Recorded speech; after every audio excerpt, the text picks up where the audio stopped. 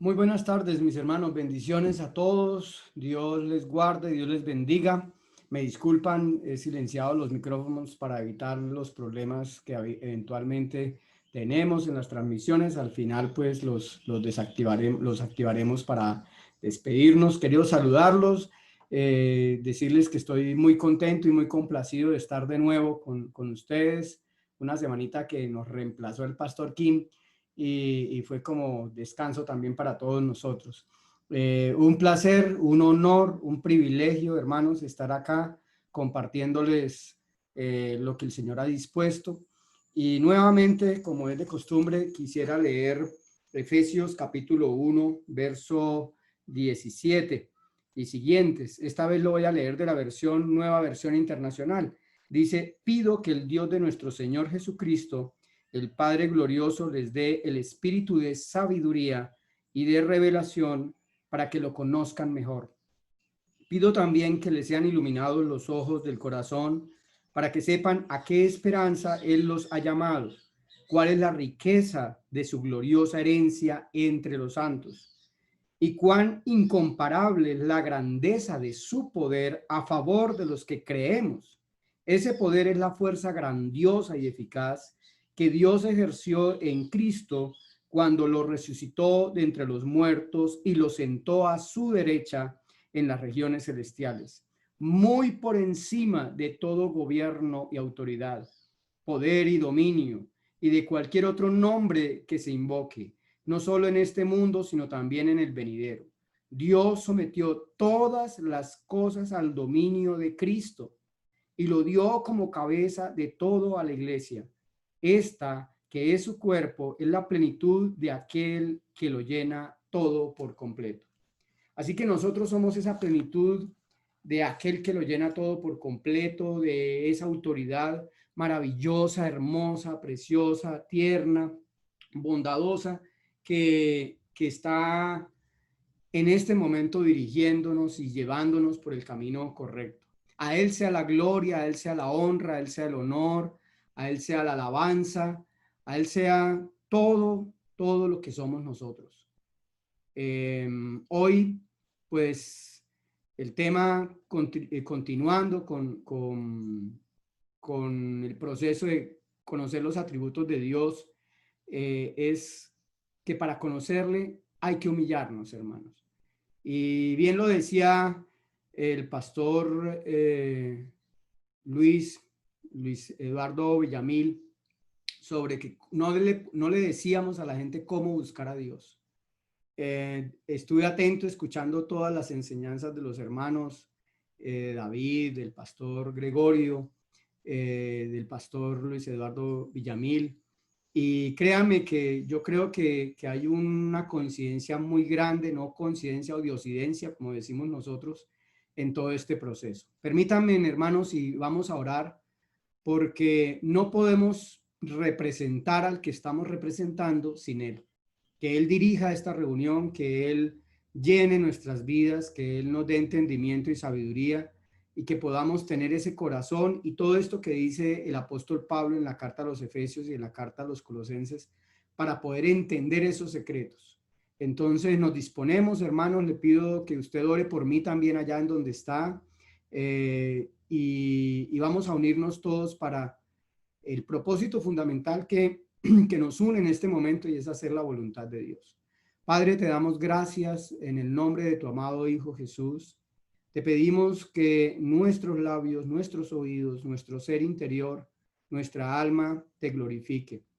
Y queremos pedirte, Señor, por la urgente necesidad que tenemos de disponernos para ti, de conocerte más, de llegar a entender tesoros secretos, verdades, Señor, que tú solo le revelas a tus hijos, a tu pueblo que te conoce. Y nosotros, Señor, hemos sido llamados a recibir esa herencia maravillosa. Por el amor de tu Hijo, por tu misericordia, por tu gracia, nos has llamado y nos has dado vida, Señor. No es por mérito alguno de nosotros, ni propósito humano, Señor, sino más que oír tu voz y aceptar tu llamado para redirigirnos a ti. Por eso en este momento te ruego que nos des la humildad, la sabiduría, el entendimiento, la comprensión espiritual. Alejes cualquier cosa que no sea tuya, Señor. Ponga sello a nuestra boca en lo que no debemos decir. Y abra nuestro corazón y nuestro entendimiento como lo hiciste con tus discípulos, con el poder de tu Santo Espíritu que nos enseña todas las cosas. Bendigo a cada hermano, a cada hermana que está ahí presente en este momento, al pastor Kim, a todos mis hermanos consiervos que colaboran también durante la semana enseñando.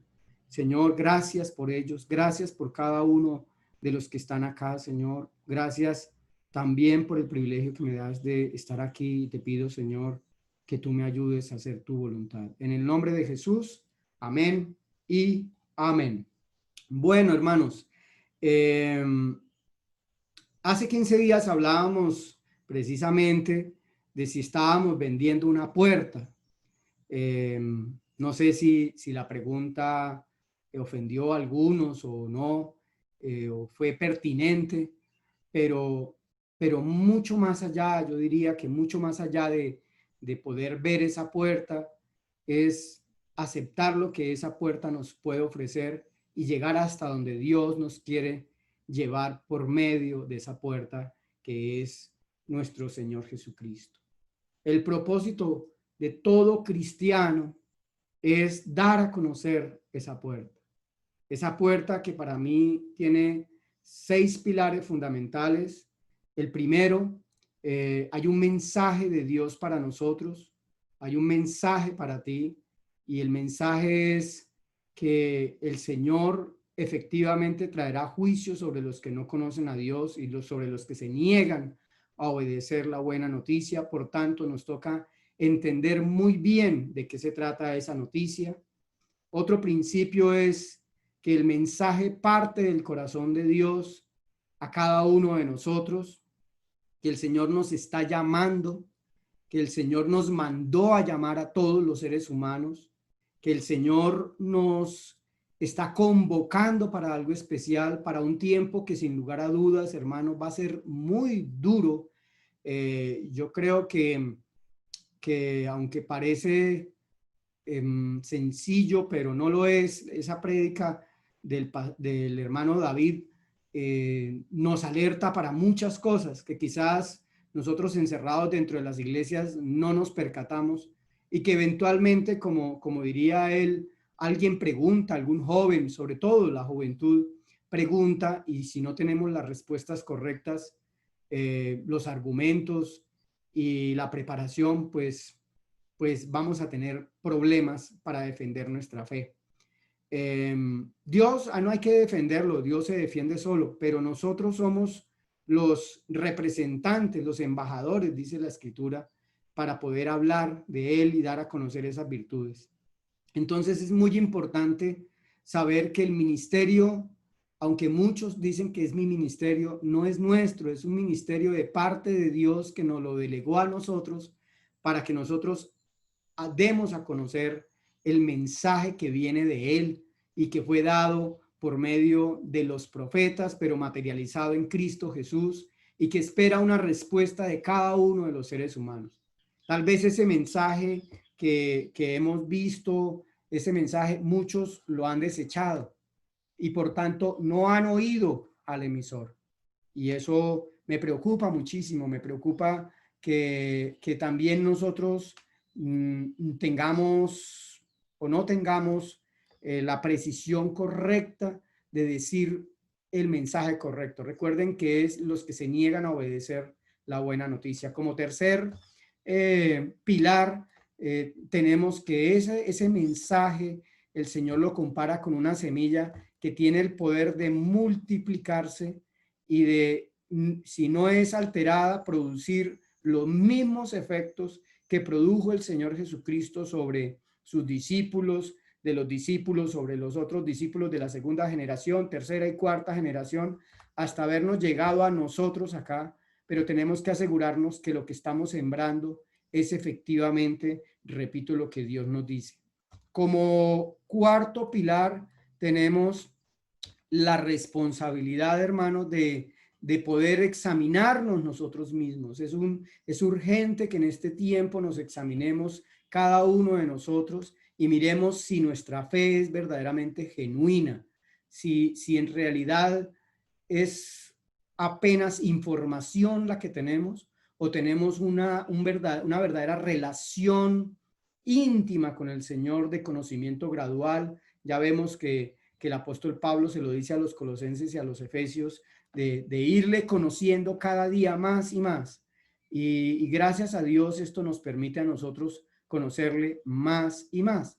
Y de ahí se deriva el quinto pilar para mí, que una cosa es el estar informado, una cosa es haber oído, otra cosa es haber entendido, segundo, haber oído uno, haber entendido dos, y tercero, actuar en consecuencia o que en nuestro ser interior ya esté impregnada esa fe, esa convicción y podamos dejar de tener una fe positiva para tener una fe real en el Señor Dios Todopoderoso. Vemos que cada uno de estos pilares son muy importantes para desarrollar en cada cristiano. Y finalmente, comprender y entender, mis hermanos, que el mensaje es para todos nosotros porque es un mensaje que hay que creer. ¿Quién ha creído a nuestro anuncio? Y el anuncio es que todos estamos destituidos, todos pecamos, todos estamos averiados en sí, digámoslo así, puedo decirlo en términos bíblicos, enfermos espirituales, y es una enfermedad del alma, del ser interior. Pero que gracias al Señor Jesucristo hemos sido justificados gratuitamente en Cristo Jesús mediante la redención que Él optó. Entonces, esto nos lleva a entender en el mensaje que el ser humano está averiado, que tiene problemas, que está descarriado, que está perdido y que necesita ser sanado, necesita oír esa sanidad. Puedo compararlo en este momento con la oportunidad cuando nos digan a nosotros, ya está la vacuna para el coronavirus, ya apareció la vacuna, y cualquiera podría decir, yo no creo. Y mucha gente va a decir, yo no me voy a vacunar, porque eso es del anticristo, porque no sé qué, no quiero discutir eso, pero si rechazan esa salvación, podrían morir y podrían seguir contaminando a otros. Y yo creo que el pecado tiene esa analogía en nuestra vida. Mucha gente cree que no está en pecado, cree que está bien con Dios y que no necesita a Jesucristo y que puede curarse por sí mismo. Y eso nos lleva a pensar en esa soberbia del hombre y en ese rechazo a la buena noticia, a la obediencia a Dios que llevará definitivamente a la gente al infierno. Todo eso, pues hermanos, ustedes ya lo saben, simplemente yo trato de agrupar un montón de información y ordenarla, pero yo sé que, hermanos, ustedes, esto es básico dentro del cristianismo y simplemente quizás es un poquito de ordenar cosas y no más, no hay mérito más alguno que eso. También, hermanos, hablamos de ese plan, de ese plano de Dios, de esa casa de Dios, que efectivamente Dios, como el excelente arquitecto, nos mostró que en su casa, en su reino, si podemos traslaparlo ya una imagen más gráfica y más amplia, al reino de Dios, al reino en donde Él está, esa casa que en un principio era el tabernáculo, luego el templo, en fin, tiene tres áreas fundamentales: el área social, el área de servicios y las áreas privadas. En esa área social se entra por una puerta, y ya sabemos entonces de qué se trataba la puerta. En esa área social se socializa, se comenta, en esa área social ocurren muchas cosas que aquí podemos resumirlas todas en esta imagen, en este como brochure, por decirlo así, porque los que están afuera no pueden disfrutar de todo lo que hay dentro. y tratar de explicarle a una persona que está afuera todo lo que yo encuentro adentro del alma, de mi espíritu, es muy difícil. Es más, no lo podríamos hacer sin la ayuda del Espíritu Santo.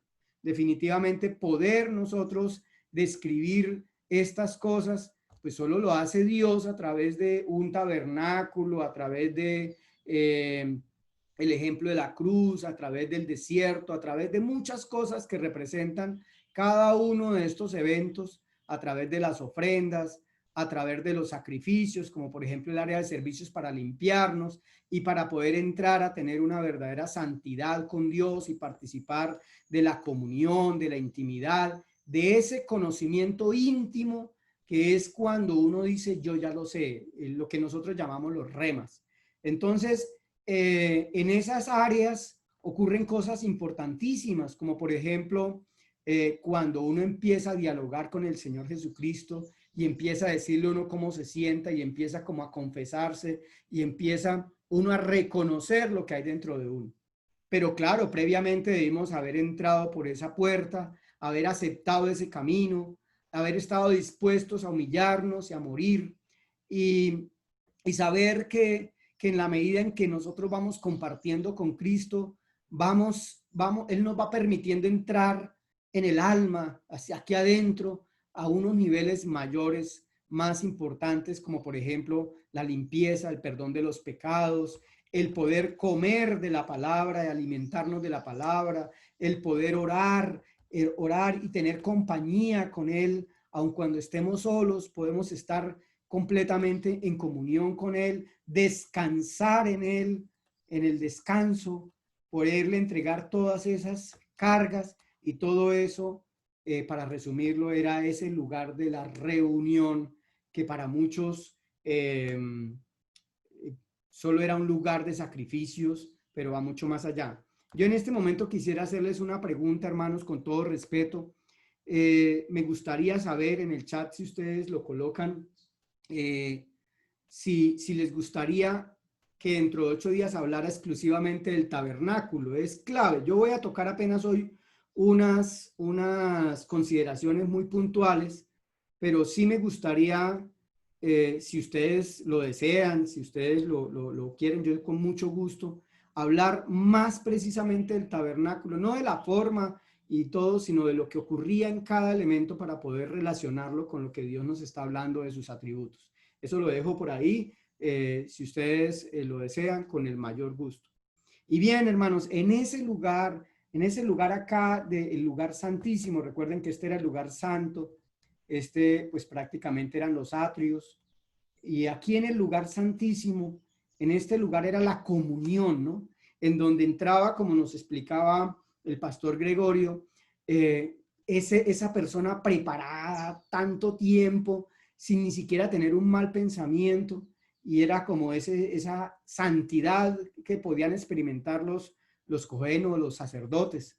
Y de alguna manera allí se revelaba Dios, la gloria de Dios, y eso es lo que nosotros aspiramos, hermanos, o por lo menos yo lo aspiro con todo mi corazón, estar ahí en esa comunión con Dios, en eso en donde Dios empieza sin lugar a dudas a revelar esto que son los atributos, ¿sí? Estos atributos que, que son como no quiero decir propiedades, pero sí serían como esas características de Dios que debemos conocer. Nadie puede hacer lo que no sabe hacer, hermano. Y si no sabemos que, por ejemplo, cuál es la verdad de Dios, pues no podemos obedecer la verdad. Y si no sabemos cuál es el amor de Dios, pues entonces vamos a confundir, como están haciendo muchos cantantes, construyendo canciones románticas para Dios, cuando el amor de Dios es mucho más que romántico. Podemos leer Cantar de los Cantares, pero ese no es el amor de Dios. Lo estaríamos limitando a un amor erótico. El amor de Dios sobrepasa toda esa condición de humana, es superior, es tan alto y tan profundo y tan ancho que ojalá Dios nos permita ver y conocer.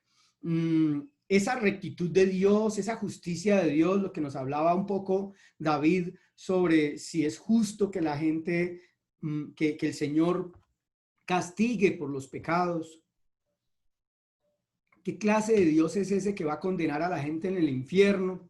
Entonces, todos esos atributos tienen que ver con esa realidad y esas preguntas que todos tenemos y todas nos las hacemos. Ya vamos a ver por qué. Ya vamos a ver por qué. También definir esa santidad de Dios, y eso solo ocurre allá en la intimidad. No ocurre, queridos hermanos, por una ropa, no ocurre por lavarnos las manos, va mucho más allá de cosas externas, como el Señor mismo nos lo expresó.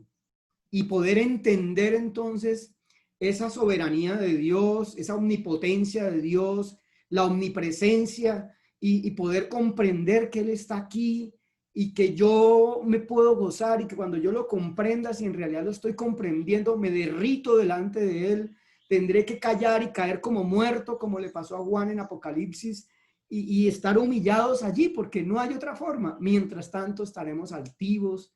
Y yo creo que esto es un tema espectacular que transversaliza todo lo que nuestros hermanos nos han estado enseñando, y que ha sido supremamente valioso, y que nos lleva a entender entonces que estamos frente a eso que dice el apóstol Pablo en Efesios y en Colosenses, frente a un Dios que está por encima de todo.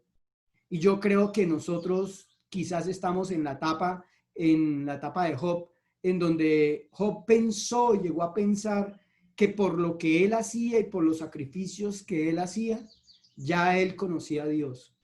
Pero recuerden que después de todo, cuando Dios le muestra que Él es el que gobierna todo, que Él está por encima de todo, dice: yo de oídas te había oído, pero ahora mis ojos te ven. Y qué hermoso sería para todos los creyentes, hermanos, para nuestras ovejitas, para nosotros mismos, poder decir: Señor, ahora mis ojos te ven. Si usted lo anhela tanto como yo, unámonos en oración para que el Señor nos siga llevando y nos siga conduciendo, porque esto tiene que ser realidad para nosotros, hermanos. Esto no puede ser apenas una información. Si Dios es cierto y verdadero, Dios nos va a llevar allá, porque esa es su promesa. Y eso nos va a permitir descansar en que Él todo lo controla, todo lo permite para bien, todo tiene un propósito, quiere que nos acerquemos a Él, y sobre todo quiere que hablemos con Él. Permítame, voy a citar esta palabra de Deuteronomio capítulo 4, verso 25 al 31. Dice: cuando hayáis engendrado hijos y nietos, y hayáis envejecido en la tierra, si os corrompiereis e hiciereis escultura o imagen de cualquier cosa, o hiciereis lo malo ante los ojos de Jehová vuestro Dios, para enojarlo, yo pongo hoy por testigos al cielo y la tierra, que pronto pereceréis totalmente de la tierra hacia la cual pasáis el Jordán para tomar posesión de ella. No estaréis en ella largos días sin que seáis destruidos. Y Jehová esparcirá entre los pueblos, y quedaréis pocos en número entre las naciones a las cuales os llevará Jehová. Y serviréis allí a dioses hechos de manos de hombre, de madera y piedra, que no ven, ni oyen, ni comen, ni huelen. Mas si desde allí buscares a Jehová tu Dios, lo hallarás. Si lo buscares de todo tu corazón y de toda tu alma. Cuando estuvieres en angustia, si te alcanzaren todas estas cosas, si en los postreros días te volvieres a Jehová tu Dios y oyeres su voz, porque Dios misericordioso es Jehová tu Dios, no te dejará ni te destruirá, ni se olvidará del pacto que le juró a tus padres. Cuando estaba haciendo esa imagen esta mañana, me acordé del pastor Gregorio, que nos comentó que estaba orientando una pareja que prácticamente se iban a separar. Y yo decía: Señor, saber que separarse no es algo que esté en tu voluntad, que no es el plan tuyo. Y pensaba, ¿no? Bueno, mi esposa tiene una frase muy cierta que dice: existen tres verdades: la verdad suya, la verdad mía y la verdad verdadera. Y obviamente los que hemos orientado a parejas sabemos que hay una verdad en el esposo, una verdad en la esposa y la verdad de Dios. Y cuando nos llenamos de esa soberbia, cuando a veces caemos y nos resistimos a volver otra vez a Él porque no confiamos que Él sea misericordioso, sino que más bien estamos pensando que es un Dios enojado, un Dios que está airado con nosotros y nos quiere destruir, hasta que en alguna palabra, en alguna cosa, Dios nos hace saber que nos sigue amando. Es empezar a entender esos atributos de Dios, ese amor de Dios que pasa por encima de lo erótico y de lo que estábamos hablando ahorita. Miren que esta palabra de Deuteronomio 4 y 25 fue una palabra profética sobre el pueblo, y precisamente el pueblo, cuando vinieron los asirios y vino el rey Nabucodonosor, se los llevó porque el pueblo cayó en la idolatría más absurda, más absurda. Puedo decir que el pueblo nunca dejó de practicar la idolatría, eso lo dice la escritura. Recuerden que dice que muchos derribaban a los dioses, pero no los lugares altos, otros que adoraron a Astarte, bueno, en fin. La historia de los reyes es muy específica en torno a eso, hasta que finalmente al dios Moloch en Israel, en el valle de Ginón, que queda un poco más abajo del templo, sacrificaban a los hijos pasándolos por fuego, los quemaban literalmente, a los bebés en una estatua ardiendo, los cocinaban, y eso indignó a Dios tremendamente y por eso los llevó al exilio. Pero dice aquí, o sea, es ese enojo de Dios, y allí es cuando aprende, incluso aprende el pueblo a ya no servirle a ningún otro Dios. Tuvieron que pasar por ese tormento de ser esclavos, de luego regresar con Esdras y Nehemías, pero miren lo que dice allá: mas si desde allí buscares a Jehová tu Dios, lo hallarás. Si lo buscares de todo tu corazón y de toda tu alma. O sea, Dios sabía que iba a fallar. Dios sabía que nosotros fallamos. Pero dice, allá donde estés, como el hijo pródigo, mas si desde allí buscares a Jehová, tu Dios, lo hallarás. Si lo buscares de todo tu corazón y de toda tu alma. Dos términos supremamente importantes que quizás no sabríamos casi cómo explicar y entender. Y yo quiero mostrarles esta gráfica porque me parece que es pertinente, ¿no? Es como si hubiera un rey en un castillo, ya que conocemos la puerta y lo que tiene toda una habitación, una casa por dentro. Es como si hubiera un castillo y este libro nos dijera, la palabra de Dios nos dijera, vengan, vengan, vengan y me conocen. Usted está afuera, usted se ha ido, usted está esparcido, usted cree que yo no lo amo, pero si me buscas me vas a hallar, si me buscas de todo corazón. Y ese buscarle, mis hermanos, es buscarle con todo el corazón y con toda el alma, porque allí es donde lo podemos encontrar.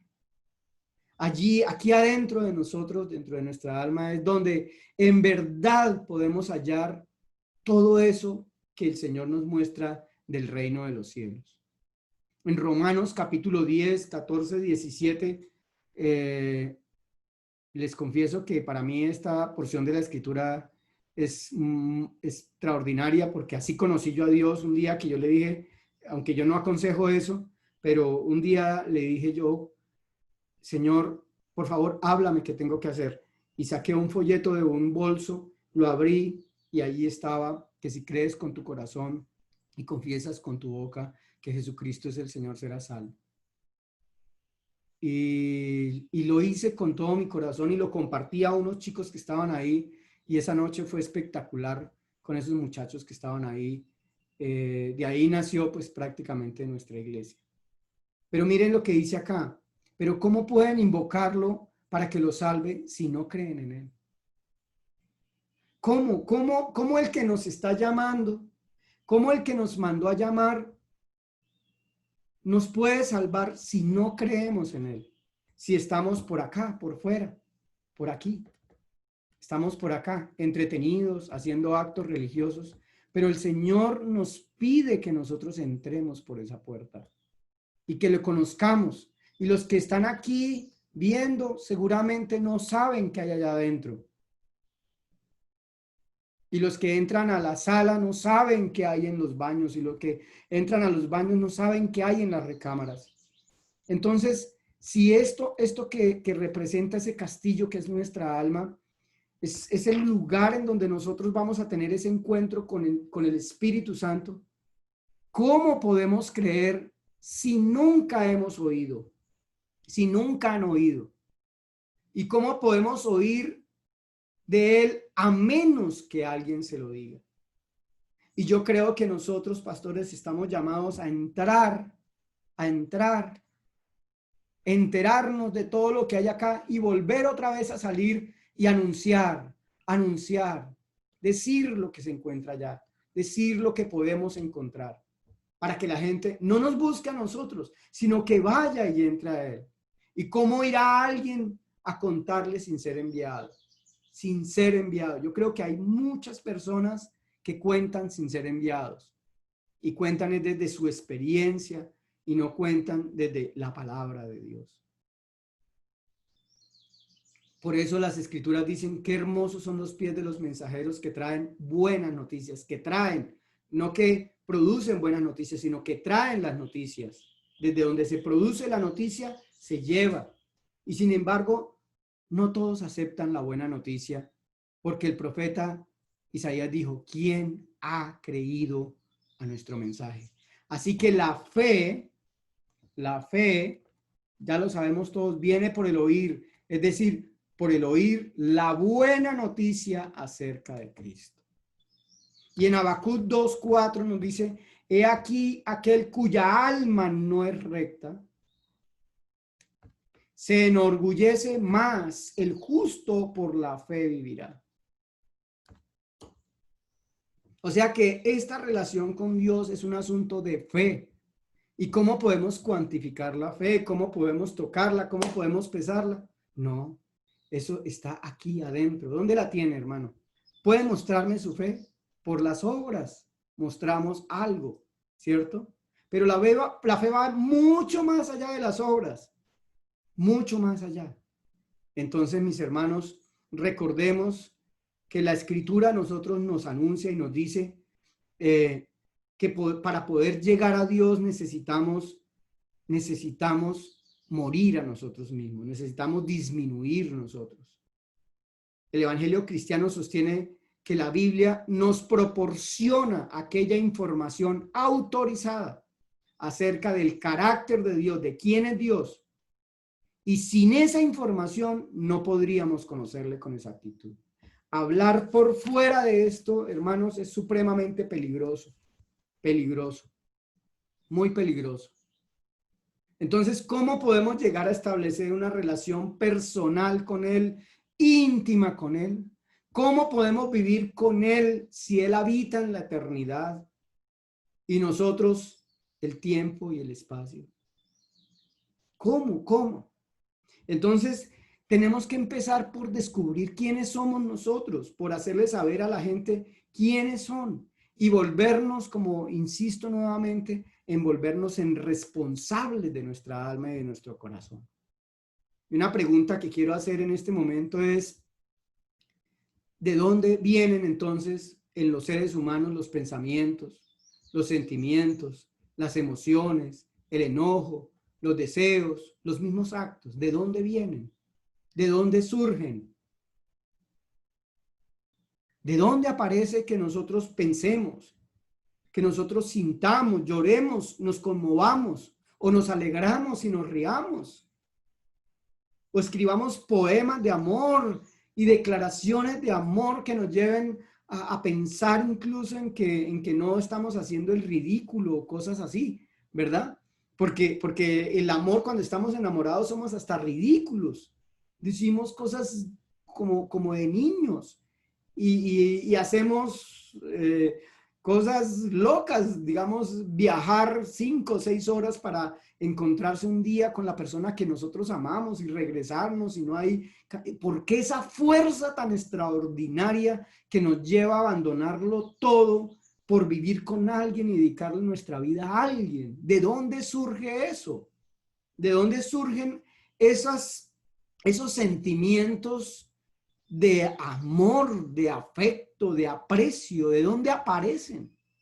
¿De dónde aparecen los deseos por la comida? Eso que usted dice, hoy yo tengo ganas de una pizza, de un café colombiano, de una dona, de un chocolate, de queso, bueno, no sé.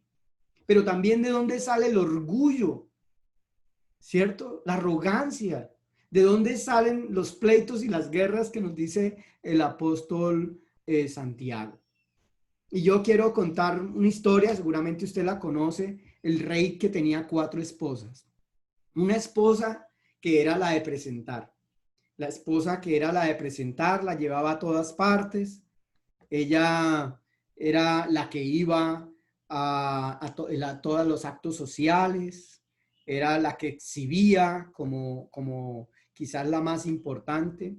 La esposa, una esposa que era la asesora en finanzas, en los negocios, la que le consultaba si lo hacía o no lo hacía, si lo decretaba o no lo decretaba. Una esposa que era la que lo atendía en su casa, la que lo consentía, le preparaba sus alimentos, estaba pendiente de sus vestidos, estaba pendiente de su cama, de su habitación, de que todo estuviera bien. Y una última esposa que la tenía andrajosa, olvidada, no la visitaba, ni siquiera preguntaba por ella. Podríamos decir que era casi que como una esclava allí, una empleada, peor que una empleada, porque la ignoraba completamente. Y yo puedo decirles que este rey, le dijeron, rey, le queda un mes de vida. Entonces le dijo a la esposa que lo presentaba, le dijo, tú me acompañarías para siempre, tú te irías conmigo en estos momentos en donde voy a morir. Y le dijo, no, no, no, no, no, yo no, ¿cómo se le ocurre que yo voy a morir con usted? Yo, no, no, para nada. Y entonces el rey se cuestionó mucho, ¿y cómo así? Esta era que era la que yo presentaba, la que podía decir que era la más, debía ser la más orgullosa porque todas las demás estaban en las casas, pero esta era la que presentaba, me va a traicionar de esta forma. Entonces le dice a la asesora, a la esposa asesora, le dice, ¿y tú me acompañarás? Y yo, no, rey, ¿cómo se le ocurre? Yo con todo lo que tengo, yo voy a buscarme otro, a darme placeres. Yo, no, no, no, no, yo le serví aquí, pero ya irme con usted a la muerte, no, no. Y le preguntó a la otra, a la de la casa, que si entonces que ella sí le dice, no, rey, yo lo máximo que puedo hacer es enterrarlo. Y lo voy a llorar, no puedo decir que no, pero lo voy a llorar. Y sale la última esposa, la que nunca había atendido, la que nunca había llamado, y le dice, rey, yo sí moriré contigo. Yo te voy a acompañar. Yo me iré contigo siempre.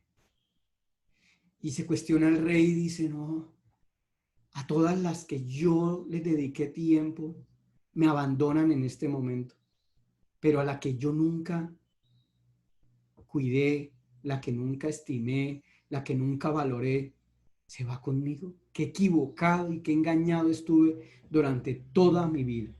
Y yo quiero decirles, mis hermanos, que esto es nuestra vida, en cierto modo. Es lo que es el hombre. El hombre tiene 4 esposas. Una de ellas es el cuerpo. El cuerpo, y ustedes ven cómo le rendimos culto al cuerpo, cómo compramos desodorantes, vamos a hacer ejercicios a los gimnasios, compramos equipos para adelgazar, hacemos dieta, nos hacemos exámenes y cuidamos a ver cómo está nuestro colesterol, cómo están los triglicéridos, nos mandamos a hacer cirugías plásticas, pues yo digo en términos general, ¿no? Yo nunca me he hecho una cosa de esas, pero me refiero a que lo cuidamos, lo maquillamos, lo peinamos, pero el cuerpo finalmente no nos acompañará en la otra vida. En la otra esposa son las posesiones, el dinero, y las posesiones pasarán a manos de otro. Todo lo que podemos disfrutar de un carro, de una casa, de bienes, pasarán a otro rey. No se irán con nosotros jamás. La familia, por más que nos amen, que es la tercera esposa, la familia, por más que nos amen, no, tampoco. Tampoco nos llevarán hasta el momento allá en donde el féretro entrará a la bóveda, pero no se irán con nosotros. Pero la cuarta esposa, que es nuestra alma, la que ni siquiera sabemos cómo funciona, que es la que hemos descuidado, esa es la que se irá con nosotros. Y esto nos representa todo el engaño del mundo, las riquezas, todo el engaño, todo esto nos representa cómo estamos viviendo nuestra vida. ¿Y qué es lo que Dios nos dice entonces que tenemos que morir? Y esto casi que lo titulo yo, nuestra compañera la gran desconocida, nuestra alma. Y si ustedes observan y analizan un poco más, hermanos, los problemas de este tiempo son problemas del alma de la gente. Problemas de sus emociones, de sus sentimientos, de sus reacciones. No solo ahorita en tiempos de pandemia, sino siempre han sido así, de orgullo, de ambición, de deseos. Pero finalmente, ¿con quién nos vamos? Es un punto de reflexión que vale la pena que lo pensemos y analicemos y pensemos en lo complejo de esto. Esto es un gráfico que he sacado de los 3 términos que ya hemos explicado también sobre el alma y lo complejo en sistemas, en informática, en ingeniería de sistemas. Los sistemas complejos son sistemas entrelazados. Es como cuando se enredan varias hilos, varias cabullas, decimos por acá, sí, hilos. Y no encontramos ni la punta y no sabemos, pues más o menos, Nefesh, Ruaj y Neshama tienen esa complejidad cuando la traducimos al español, ¿no? Cuando traducimos al español, entonces no sabemos si es vida, si es soplo, si es alma, si es aliento, si es respirar, si es ser, si es espíritu, y es muy complicado.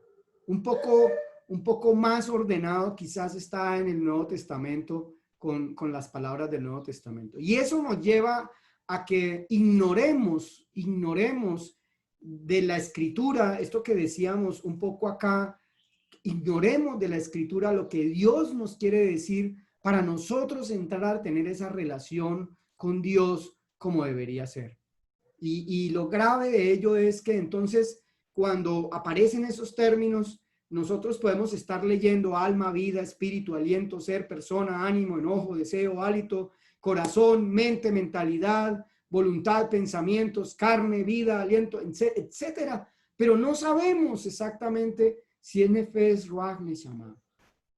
Y por eso, si lo aprendemos, vamos a diferenciarlo donde en el contexto de lo que estemos leyendo vamos a aprender a diferenciar y vamos a aprender a poder describir básicamente y que nos sirva para nosotros qué es lo que el Señor desea y quiere con cada uno de nosotros. Hace unos 5 años por ahí estuve en una conferencia muy importante en el Auditorio Luisa Calvo en Bucaramanga, en la Universidad Industrial de Santander. Casi que para los que no son de Colombia, la Universidad Industrial de Santander es una de las universidades más importantes de Colombia y hubo un neurocientífico exponiendo el tema de cómo funciona el cerebro. Bueno, para resumirles un poco, él explicaba que el cerebro era una sopa química. Y es verdad, es verdad. Dentro del cerebro funcionan las hormonas y las hormonas determinan el comportamiento de las personas.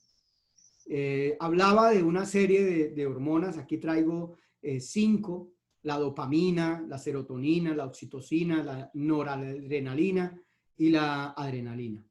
Todas esas hormonas o neurotransmisores, también se le conoce como neurotransmisores, en la proporción en que existan y el cuerpo la genere, entonces provocan, por ejemplo, depresión. La depresión no es otra cosa para ellos, ¿no? Para ellos, para ellos. Estoy hablando porque esto tiene que ver mucho con lo que David nos ha explicado en todos estos días, de cómo la ciencia ahorita está diciendo un montón de cosas y nosotros en la Biblia tenemos las respuestas, pero si no las estudiamos no podemos hacer una defensa de nuestra fe, ¿no? Entonces la depresión, por ejemplo, es una deficiencia de dopamina y de serotonina. Eso es lo que dicen. Entonces el psiquiatra cuando ve simplemente manda medicamentos para elevar la segregación de estas dos y la persona pasa por, digamos que es aliviada en la depresión, ¿no? En algunos casos, porque eso no es matemático. Pero nosotros sabemos que el problema de esto es un problema espiritual. Entonces vemos que lo espiritual afecta el cuerpo. Y lo espiritual no es otra cosa que el alma. Nuestra alma. Y nuestra alma, ¿por qué está siendo afectada? Miren, por ejemplo, los efectos que puede causar la dopamina y la serotonina. ¿Sí? La dopamina produce placer. Es adictiva. Es adictiva. Es una hormona que actúa en corto plazo. Disfrutar algo muy brevemente. Se siente visceral aquí en la parte de las vísceras, en el estómago. Incita a poseer, a tener.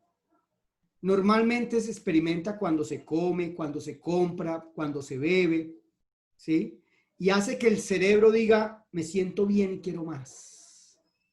Y ese exceso de dopamina desencadena las adicciones. Entonces vemos cómo mucha gente, hablando químicamente, podría estar luchando frente a cosas que lo hacen esclavo del pecado. Entonces podríamos decir que los neurocientíficos simplemente están diciendo, mire, lo que ustedes llaman pecado es química. Eso es para ignorantes. Lo del pecado es para ignorantes, esto es química.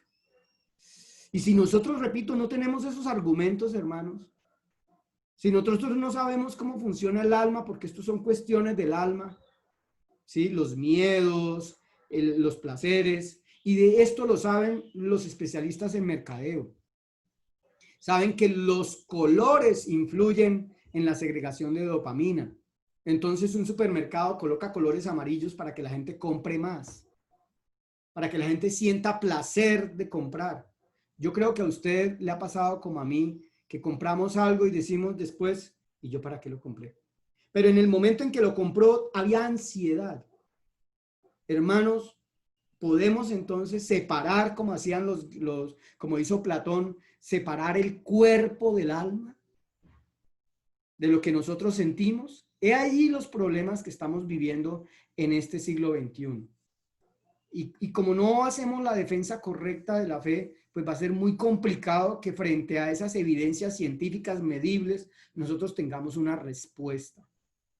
En el caso de la serotonina, ella no es adictiva, es la hormona de la felicidad, es a largo plazo, me sentí bien de haber ido, me sentí bien en el servicio, y por eso es que la salud mental en las iglesias es importantísima. Las iglesias generan salud mental, y esa fue la demostración que le hicieron a Donald Trump para que se aperturaran las iglesias. Y es lo que también podemos nosotros pues estar argumentando, porque en la alabanza, en la adoración, en la palabra, recibimos alimento para nuestra alma.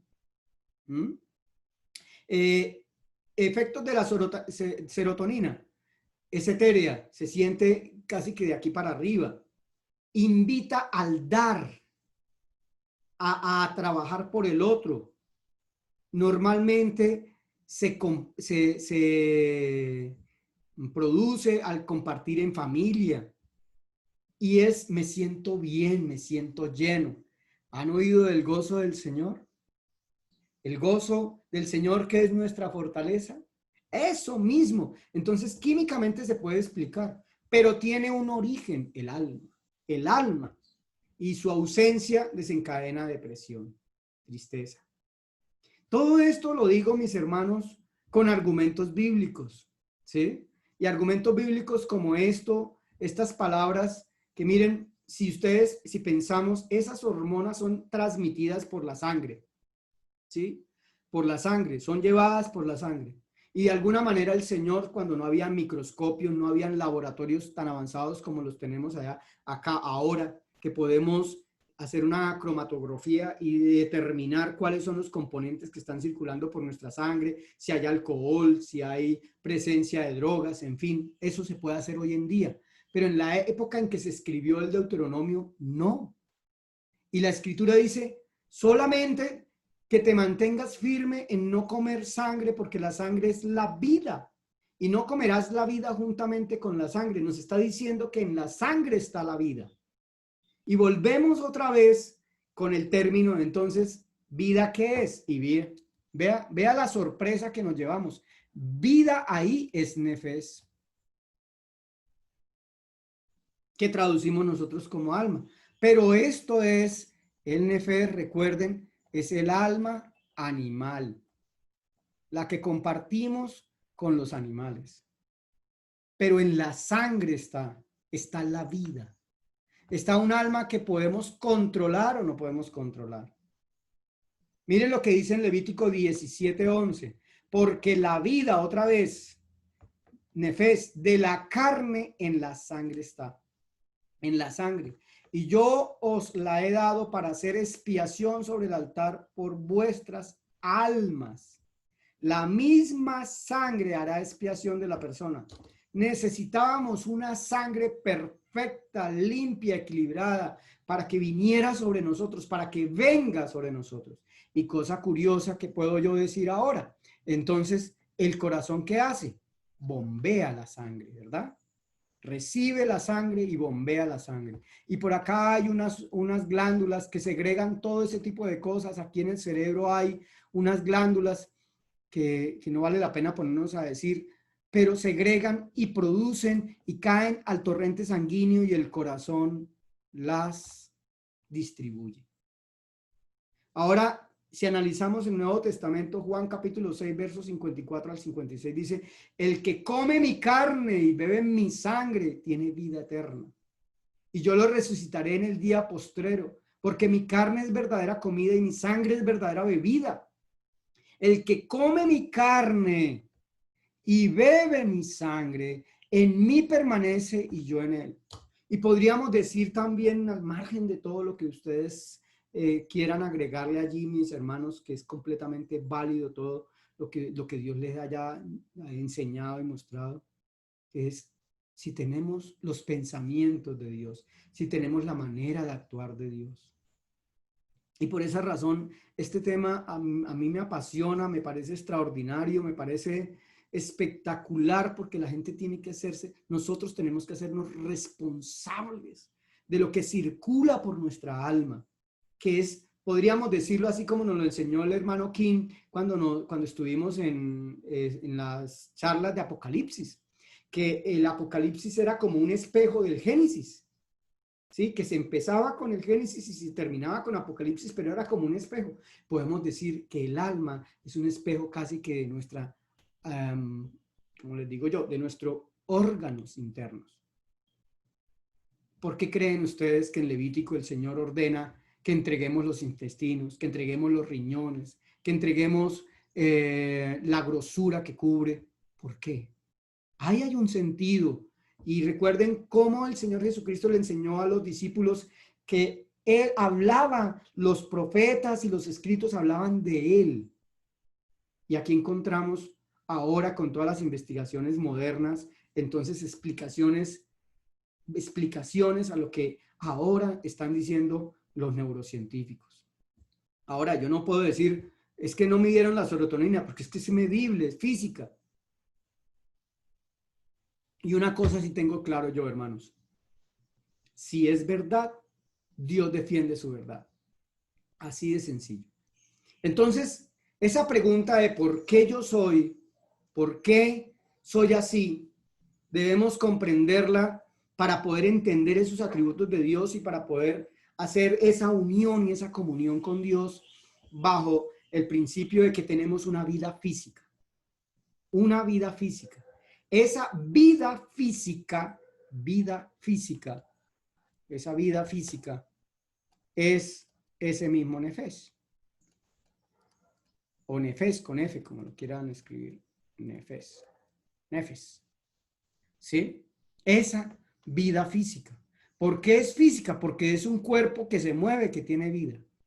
Pero es un cuerpo y ese cuerpo sin espíritu no podría preguntarse las cosas que nos tenemos que preguntar de Dios. Seríamos como el alma de los animales. Tenemos una vida psicológica del pensamiento, del corazón, una vida psicológica. Y esa vida psicológica obviamente trasciende entre la mente, las emociones y la voluntad de lo que nosotros hacemos. ¿Sí? Y lo que nosotros hacemos. Y una vida espiritual que, ya la hemos dicho, Neshama, esta sería el Ruach, ¿cierto? En donde, si usted se pregunta y si usted ha analizado, podemos tener una edad física, ¿cierto? Yo puedo decir, tengo 51 años. Yo tengo 51 años. Tengo una edad psicológica. Entonces me dicen, usted parece que fuera un niño o parece que tuviera más edad. Por la forma en que usted piensa, entonces usted parece que tuviera más. Usted es mucho más maduro de lo que normal. Uno puede hablar con un joven de 20 años y usted está muy centrado. Usted no es como los jóvenes vanos, ¿verdad? Tiene una vida psicológica, una edad psicológica por encima del promedio. Pero la vida física, la edad física son 20 años. Podríamos decir que la edad física son 20 años y la edad psicológica 25. O también podemos decir la vida física son 20 años y la vida psicológica, usted parece un adolescente de 14. ¿Correcto? Pero además tenemos una edad espiritual, que es cuando nacimos en Cristo. Entonces, ¿por qué soy así? Porque soy el complemento de todo esto. Nosotros en Colombia tenemos una sopa que es muy, muy famosa, que es el sancocho. Y cuando el sancocho es un revuelto de muchas cosas. Y podemos decir que entonces somos así porque somos un revuelto de muchas cosas. Pero yo creo que como cuando uno hace un trasteo, ¿no? Cuando uno hace un trasteo, hermanos, toda la casa está metida en el camión del trasteo, en el camión de mudanzas. Toda la casa está ahí. Toda, toda. Si la persona que dirigió el trasteo no empacó las cosas correctas, de la manera correcta, va a haber muchos problemas para descargar ese trasteo. Me explico. ¿Qué es lo primero que se debe cargar en el camión del trasteo? Lo último que yo voy a bajar. Y lo último que yo voy a bajar debe ser la sala. Porque si yo bajo de primera la sala, cuando vaya a pasar la nevera, cuando vaya a pasar la estufa, me voy a tropezar con la sala, va a ser un estorbo. Entonces, muchas personas tienen su vida así, un trasteo desordenado. Y no saben en dónde va cada cosa, en dónde no saben distinguir entre una emoción, un pensamiento, un sentimiento, entre lo que hacen y no hacen. Estamos perdidos porque no conocemos a esa esposa desconocida que es nuestra alma. Yo creo que vale la pena que nosotros le enseñemos a nuestras ovejas para que comprendan esa verdadera guerra espiritual y ese verdadero crecimiento espiritual que debe emprender cada uno. Para nosotros como pastores resulta muy difícil, ¿verdad, hermanos? Cuando nosotros queremos hablarle a alguien que no reconoce su propia vida, que no reconoce su trasteo. Un trasteo bien organizado, un trasteo, toda la casa ahí completica en ese camión. Primero lo del fondo, quizás lo del patio, la cocina, luego lo de las habitaciones, luego lo de los pasillos, luego la sala y por fin, al final, lo de afuera. Cada uno de nosotros como cristianos Desordenamos ese trasteo, no supimos cómo meter la sexualidad en nuestra vida, no supimos cómo tener relaciones personales sanas con otros, criticamos, odiamos, hablamos mal, hicimos trampa y nuestro trasteo se desordenó. Pero el Señor dijo que Él vino a darnos vida en abundancia. Y miren que traigo 5 citas nomás para entender un poco más. Primera de Pedro 2:21 nos habla de los deseos que batallan contra el alma.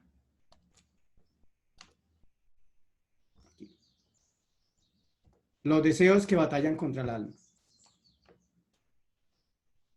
Entonces hay una batalla interna que es por los deseos. Nos lo dice Primera de Pedro 2:11. Que os abstengáis de los deseos carnales que batallan contra el alma. Si vamos a Romanos 7:24, nos dice que la mente se revela contra el pecado, que está dentro de mí, el poder dentro de mí, dice, que se revela contra mi mente, contra mis pensamientos. Es casi como si yo quiero hacerlo, pero no deseo hacerlo. Son dos cosas diferentes. Desear y querer. ¿Mm? Y entonces termina esclavizado. Romanos 8, 13, 14 nos dice que hay una guerra entre la carne y el espíritu. Entre la carne y el espíritu. ¿Y cómo es? ¿Es que este brazo se revela y coge para otro lado o qué? ¿Qué es la carne? Cuando les decimos a las personas qué es la carne, tenemos que ser conscientes de que lo que la palabra dice. Y que debemos hacer morir. Debemos hacer morir. ¿Correcto? Hacer morir.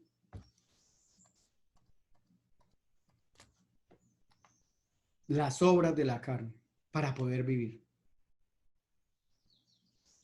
Y también nos dice la Escritura que hay en nosotros tentación y codicias.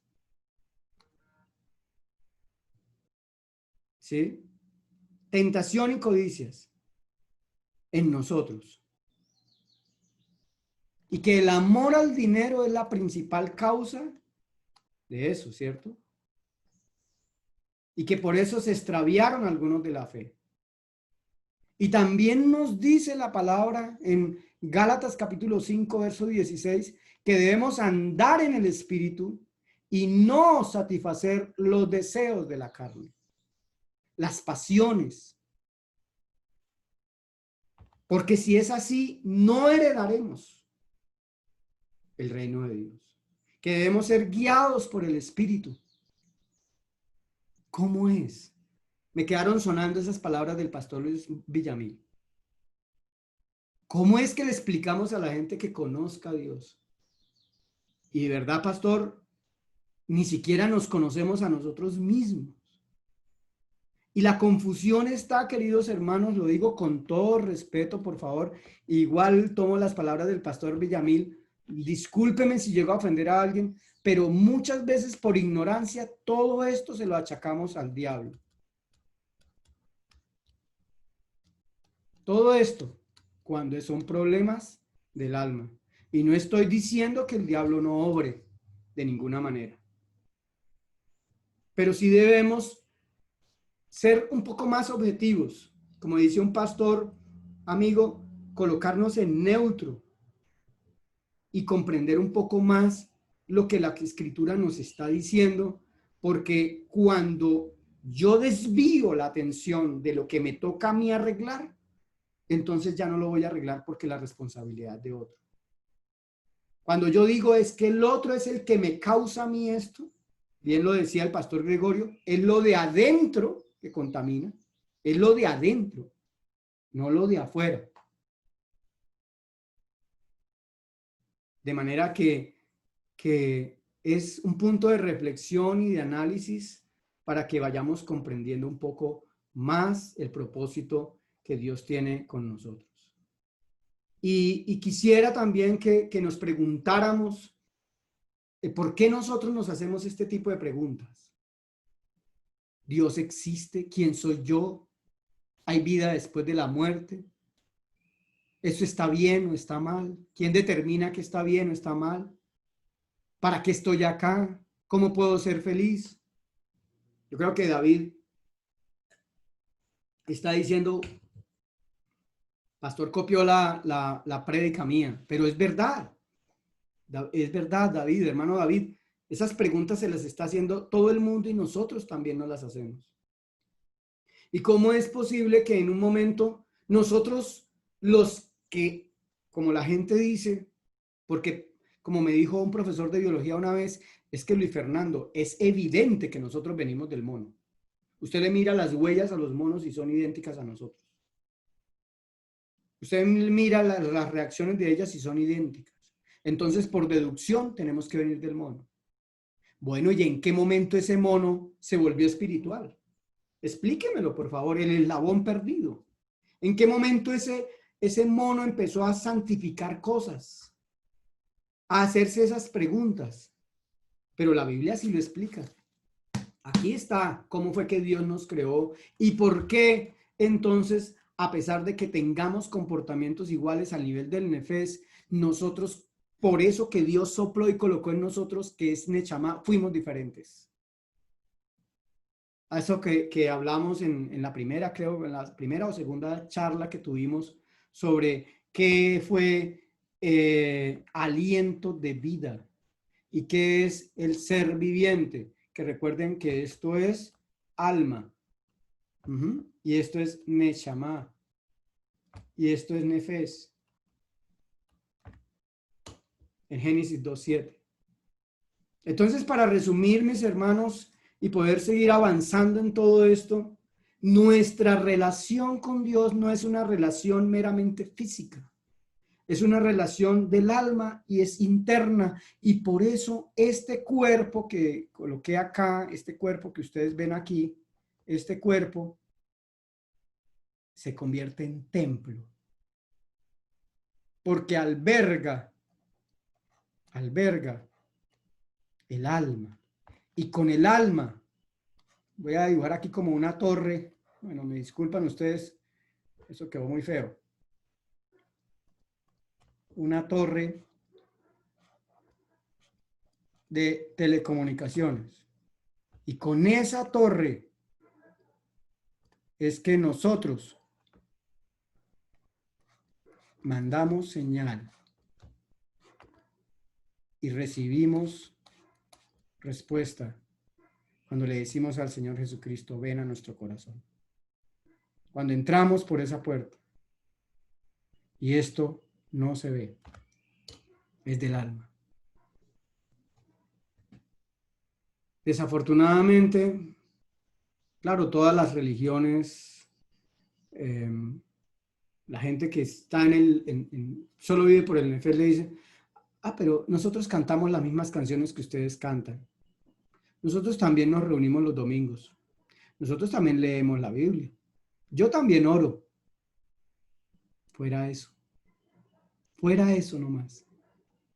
Fuera eso nomás. No, es mucho más allá. Es una relación, como el Señor nos leíamos en esta mañana, si lo buscares de todo tu corazón y de toda tu alma. Entonces, hermanos, tenemos una vida que conducir. Una vida que conducir.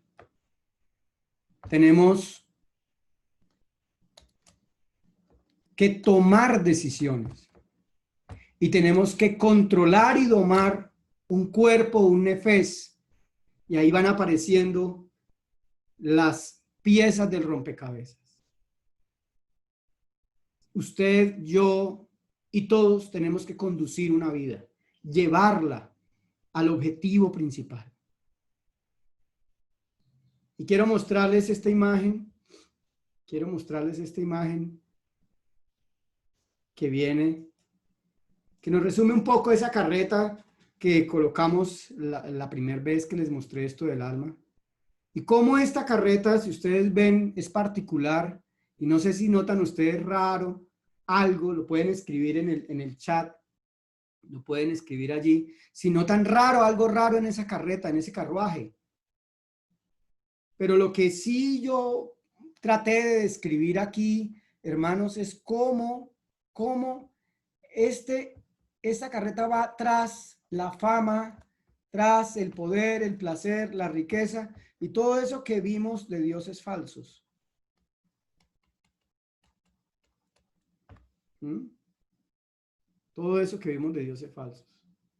¿Cómo quisiera compararlo un poco con esto que es la Tierra y la ley de la gravedad? Hay una fuerza que nos coloca a nosotros, que nos atrae hacia la Tierra, pero hay otra que nos atrae hacia arriba. Y por eso la Biblia nos compara a nosotros como los árboles. Como un árbol. ¿Por qué? Porque nosotros tenemos la capacidad, hermanos, tenemos la capacidad de respirar de arriba y subir. Pero también tenemos la capacidad de comer de la tierra. De ser terrenales o ser espirituales. ¿Sí? Si ustedes se dan cuenta, ese carruaje, si ustedes lo detallan bien, ese carruaje, mi querido hermano, no tiene riendas. Ese carruaje no lo está controlando este señor, no. A colocarle otro colorcito. No lo está controlando. El que lo está controlando es este caballo. Y que casi que este le está animando para que vaya tras la fama, el poder, el placer, la riqueza, la propuesta de Satanás que nos decía David el lunes sobre las tentaciones de Cristo, sobre lo que le ofertó, ¿cierto? Y primera de Juan 2:15 dice, no amen a este mundo ni las cosas que les ofrece, porque cuando aman al mundo no tienen el amor del Padre en ustedes. Cuando nosotros los queremos echar para abajo, no está el amor del Padre. Tenemos que aspirar a lo que no vemos, lo que no tocamos. Dice el verso 16, pues el mundo solo ofrece un intenso deseo por el placer físico. Un deseo insaciable por todo lo que vemos y el orgullo de nuestros logros y posesiones. Esto es nueva traducción viviente. Y nada de eso proviene del Padre, sino que proviene del mundo. Y este mundo se acaba junto con toda lo que la gente tanto desea. Pero el que hace lo que Dios le agrada, vivirá para siempre. Entonces, mis hermanos, necesitamos imperiosamente enseñarle a nuestras ovejas, nosotros mismos ponerle dirección, que alguien nos guíe por dónde es que tenemos que ir. Y por eso este carruaje aparece aquí con un pasajero, que es el Espíritu Santo, que nos entristece cuando pecamos. Y entonces esa vida ya no la conducimos por nuestros deseos. Entonces las piezas del rompecabezas empiezan a coincidir. Y las decisiones que tomamos, que nos cuestan al final, pero son decisiones que tomamos basados en el que nos dirige para poder controlar a ese animal o ese nefes. Nos dice también la escritura en Romanos 8, 5, 10, los que están dominados por la naturaleza pecaminosa piensan en cosas pecaminosas, pero los que son controlados por el Espíritu Santo piensan en las cosas que agradan al Espíritu. Por lo tanto, permitir que la naturaleza pecaminosa les controle la mente lleva a la muerte. Miren, controle la mente lleva a la muerte. ¿Quién controla la mente de este señor? ¿Este caballo o el Espíritu Santo? Pero permitir que el Espíritu les controle la mente lleva a la vida y a la paz. Y todo esto que está aquí, mis queridos hermanos, es una representación de nuestra alma. Pues la naturaleza pecaminosa es enemiga de Dios siempre. Nunca obedeció las leyes de Dios y jamás lo hará.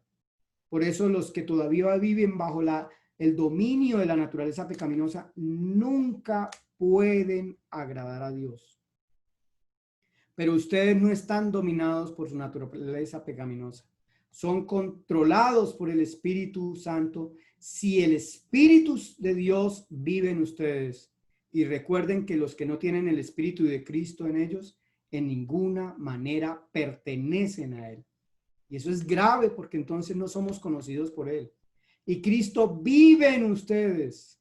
Entonces, aunque el cuerpo morirá por causa del pecado, el Espíritu les da vida porque ustedes ya fueron declarados justos a los ojos de Dios.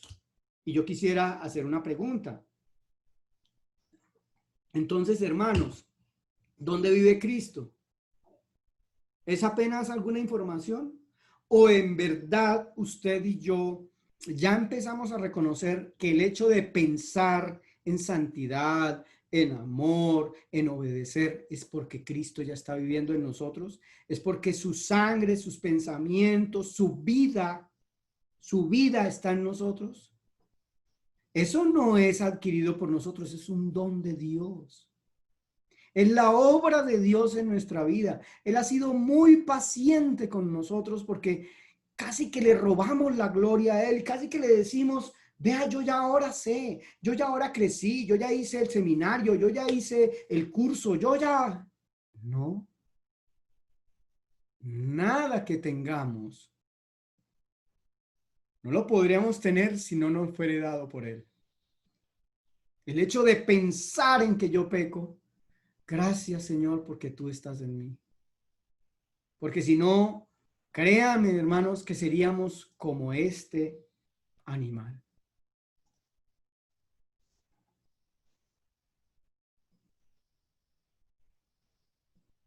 Dominados por la carne. Y no digo que es que todavía la hayamos hecho todo, ¿no? Todavía nos falta. Y recuerden que la paga del pecado es la muerte, pero el regalo de Dios es que nos da la vida eterna por medio de Cristo Jesús nuestro Señor.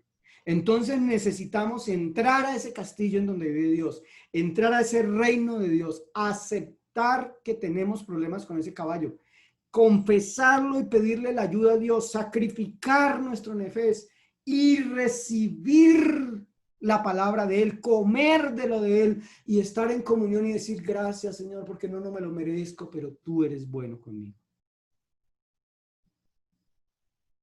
No teman a los que quieren matarles el cuerpo. No pueden tocar el alma. Teman solo a Dios, quien puede destruir tanto el alma como el cuerpo en el infierno. Hermanos, vuelvo e insisto y ustedes me disculparán si esto es repetitivo, si es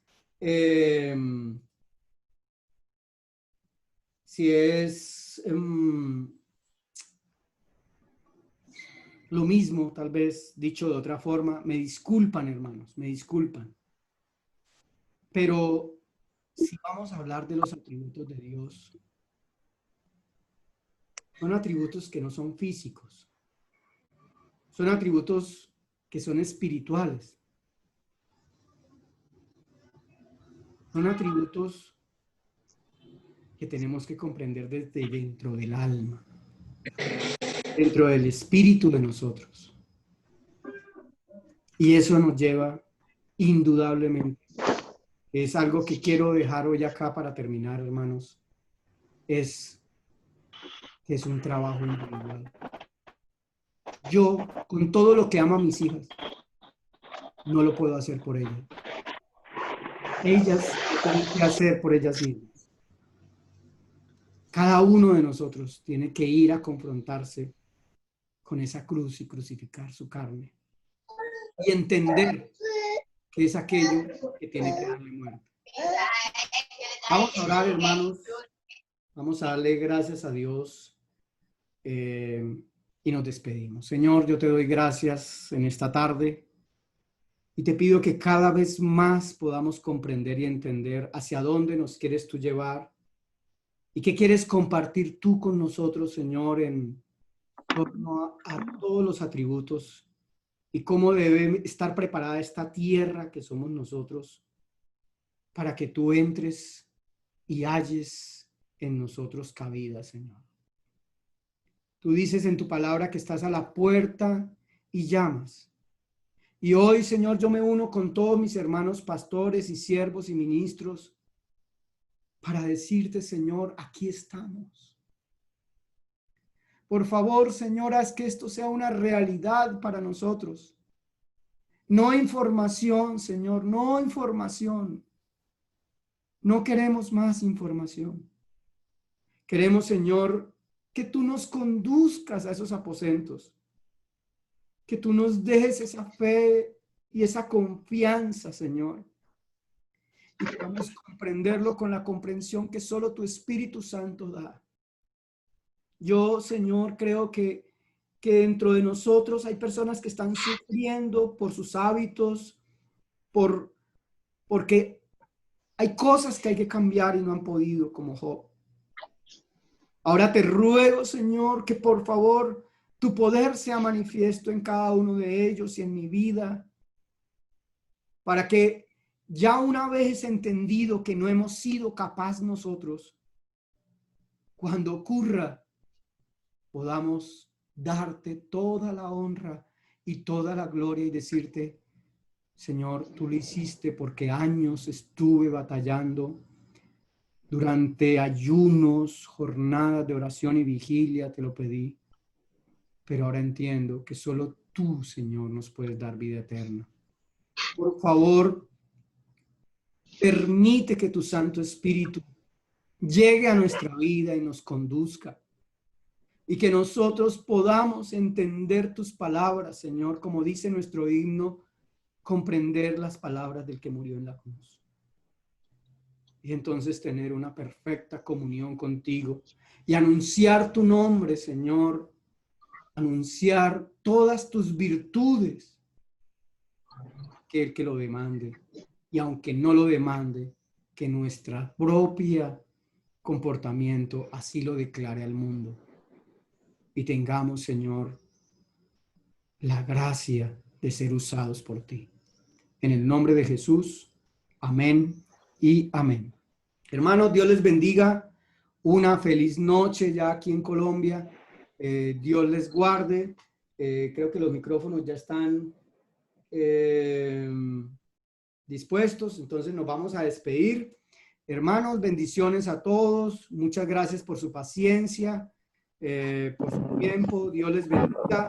Nos vemos mañana con una prédica maravillosa. Chao, pastor, gracias. Muchas gracias. Pastor, Muchas buenas gracias. noches. Bendiciones. Descansen. Pastores. Bendiciones a todos. Muchas Chao, gracias, pastor pastor. Kim. Descansen. Pastor Sí, no coman Pastor Kim, mucho. gracias. Gracias, No Pastor coman Luis. mucho. Gracias. Con mucho gusto, hermana. Bendiciones a todos. Pastor Luis, muchas gracias. Descansen. Bendiciones.